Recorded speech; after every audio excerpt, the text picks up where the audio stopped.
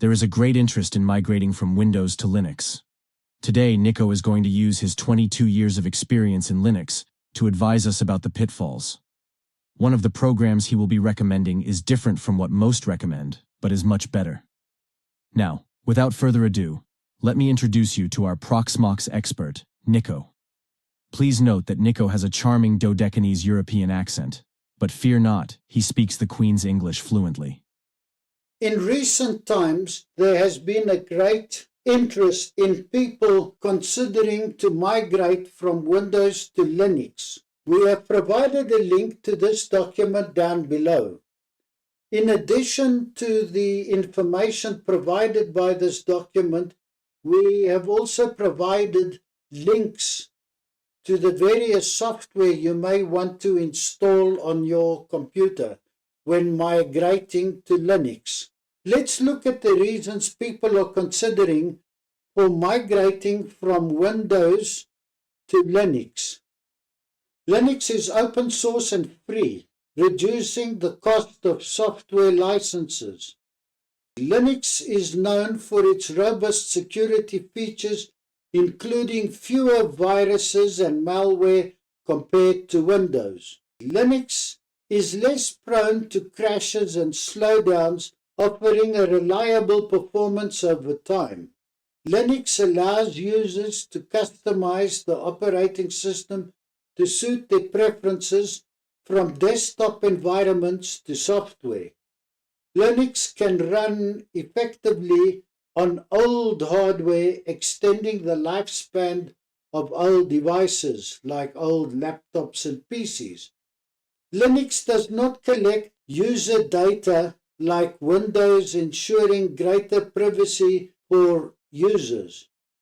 Linux has a very large and active community that provides support and contributes to continuous improvements of the operating system. Linux offers powerful tools for programming, automation, and system administration, making it ideal for developers and sysadmins. Linux users have greater control over their system, from software installation to system configurations. The various Linux distributions feature effective package managers that simplify the installation and updating and management of software. Enough said, now let's have a look at our Linux operating system.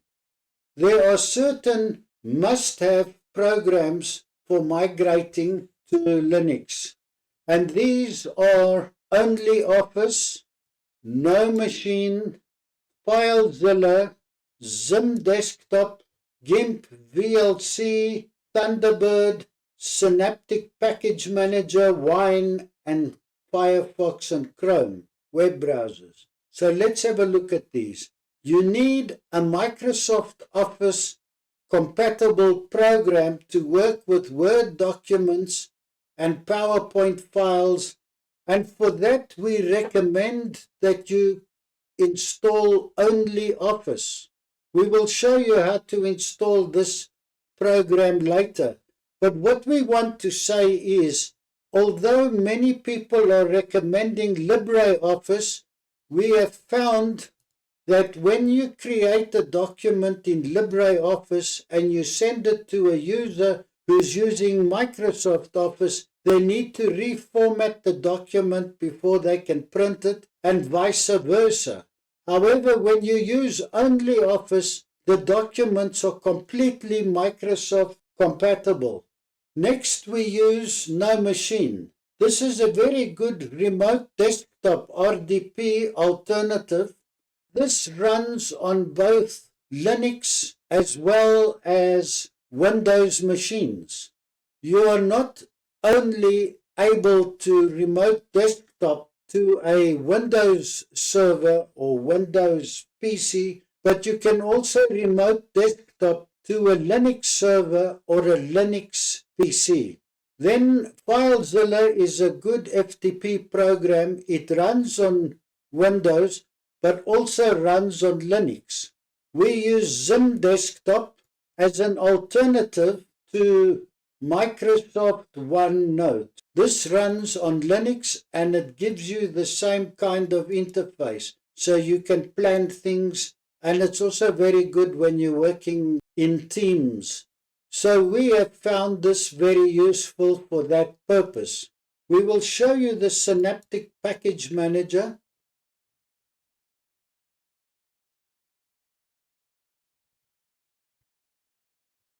This comes standard in Mint Linux.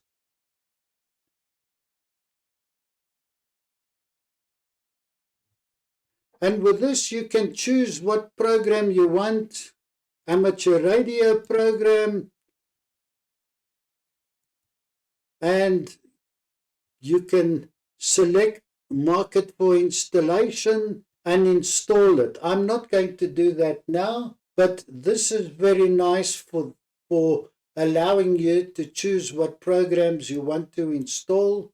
In the last 24 years, I have had ample time to play with most of the popular Linux distributions and have settled with Mint Linux. And I will explain to you what I like about Mint Linux and why I believe this is very useful for a person migrating from Windows to Linux. First of all, I have multiple desktops. Now, this might not seem very useful, but imagine as a Windows user, you have all your applications cluttered on one desktop, whereas I can run VS Code on one desktop. I can run my file comparator on another desktop. I find this particularly useful as I keep my work emails in one desktop and then my private emails in another desktop, and I can quickly switch desktops to see if a new email came to me from my colleagues. So that I find particularly useful. Mint Linux resembles Windows. The similarity is that where the Windows Start button is, Mint Linux also has a button. And when you press it, it brings up a menu where you can do things, install software or whatever. This is very similar to Windows. Another feature is the taskbar. Over here you have a taskbar that looks very much like Windows. So if I click this icon, I can set my network, change my Wi-Fi or log into a Wi-Fi, which is similar to Windows. And even here, I can change the audio settings like you can do with Windows. So that's very nice. And also, like Windows has a Bluetooth option, you have the same features in Mint Linux. Now, this is Mint Linux running the Mate desktop. You use Mint Linux with other desktops, it will look different. But when you run Mint Linux with a Mate desktop, this is what you get. And this is what I like. It makes my experience very, very familiar to a Windows user. In addition to that, in Windows you have the control panel, and in Mint Linux they call it the control center. And if you open this, you can see this gives you the same sort of access that you would get. So I can go here to printers, and this looks very much like Windows 11's feature for adding printers. In fact, I was so surprised when I installed this printer in Windows 11, how similar it was to the Mint Linux. So you will be very comfortable using Mint Linux from that perspective. And it's important to be able to add printers. I have found some of the other Linux don't have all the drivers and make it more difficult to install printers. So that makes your life easy. As a developer, I have all the programs I need. I've got my VS Code IDE. I have my Java IDEs. I've got IntelliJ. I've got Eclipse. And you can see this is useful to have the different IDEs in different desktops or workspaces. And when I want to test programs that I have developed, I use Postman. And having so many different workspaces or desktops allows me to be able to flip between one IDE to another. So these are the nice features that I enjoy using Mint Linux that I haven't found in Windows. Yes, you can create two, maybe three desktops, but I have 9 desktops here. For my YouTube channel, I use OBS Studio, which I'm currently running this video recording. I have Kden Live, which I use for my video editing. Find something recent.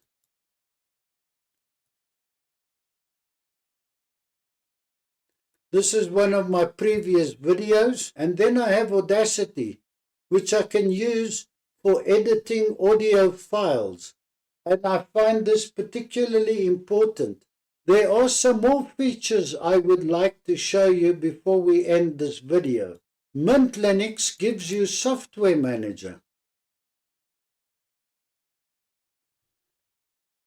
Software Manager gives you a wide range of software that you can install, and it even comes with the Flatpaks. Now, personally, I recommend installing software using Flatpaks. There's a reason for that. Some of the more complicated software, like this one here, let me uninstall it and reinstall it.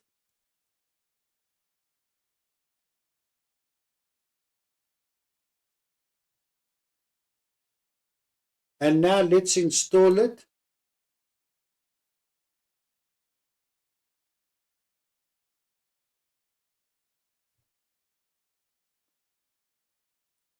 To get the software installed, and even to install the OnlyOffice, I would not do this without using this software. Let's search for OnlyOffice.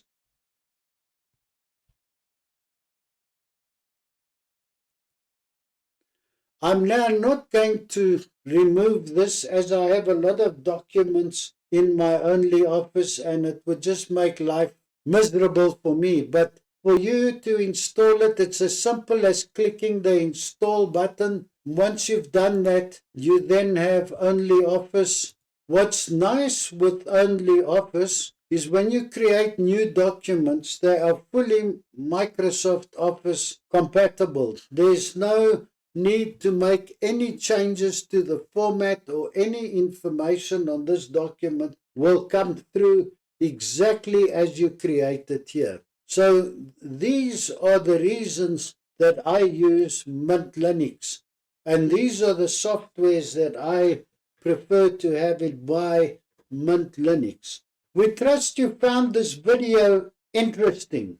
Please give us a like.